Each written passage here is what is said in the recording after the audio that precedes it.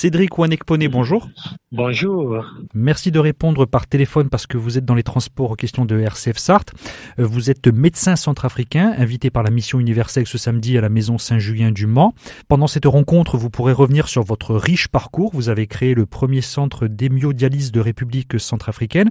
Votre pays donc a connu plusieurs guerres civiques. D'ailleurs, le conflit n'est malheureusement pas fini et on pourra donc pas développer aujourd'hui malheureusement. De votre côté, Cédric Wanekpone, vous avez également mis en place un programme de paix avec des jeunes de votre paroisse, Notre-Dame de Fatima, dans le kilomètre 5 de Bangui.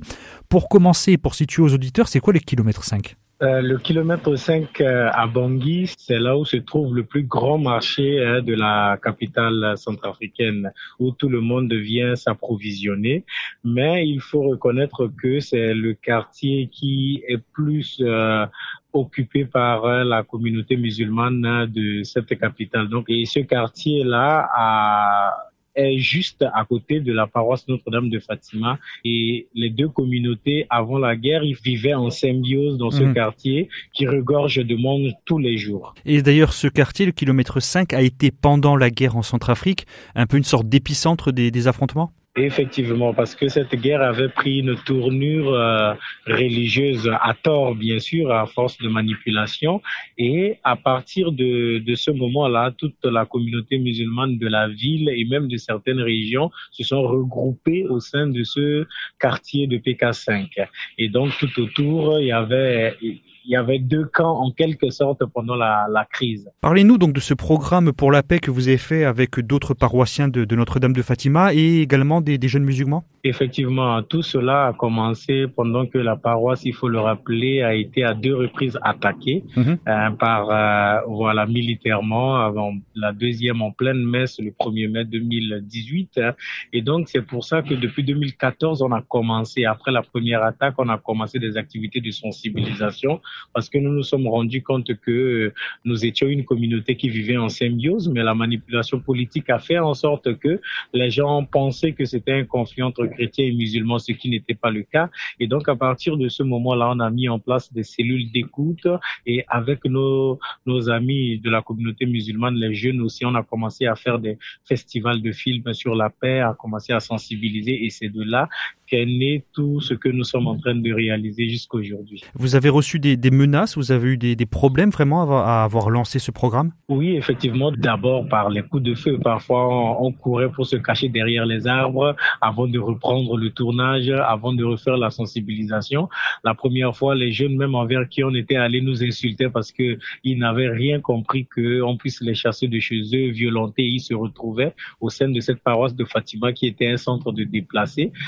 Certaines mosquées l'étaient également aussi. Donc voilà, c'était des premières menaces qu'on recevait. Et petit à petit, à force de sensibilisation, on a pu gagner du terrain et conquérir les cœurs.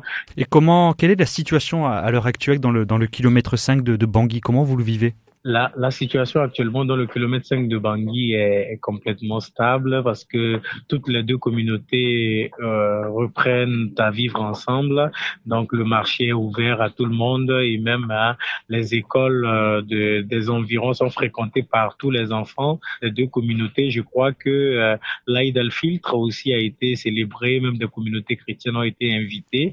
Donc la vie reprend. C'est quelque chose qui reste quand même fragile et c'est pour cette raison qu'il faut travailler toujours pour la paix et c'est même pour ça que nous avons lancé des activités dans le cadre de la santé pour faire un grand complexe médical dans le secteur qui pourrait réunir toutes ces deux communautés parce que pour nous, quand les gens se soignent ensemble, ils savent qu'ils sont ensemble et pour toujours. Est-ce que vous aviez des liens d'ailleurs avec le cardinal Dieudonné Zapelenga et l'imam Abdoulaye Ouasseleg qui ont eux aussi œuvré à leur échec pour la paix en République centrafricaine ? Oui, bien effectivement, et toutes nos actions ont été réalisées sous la houlette du cardinal qui suit et qui apprécie et qui nous encourage parce que même s'il fait souvent des activités à l'échelle nationale et tout, mais il y a certaines activités à l'échelle communautaire, à l'échelle locale qui sont essentielles et qui nécessitent un travail de chaque jour.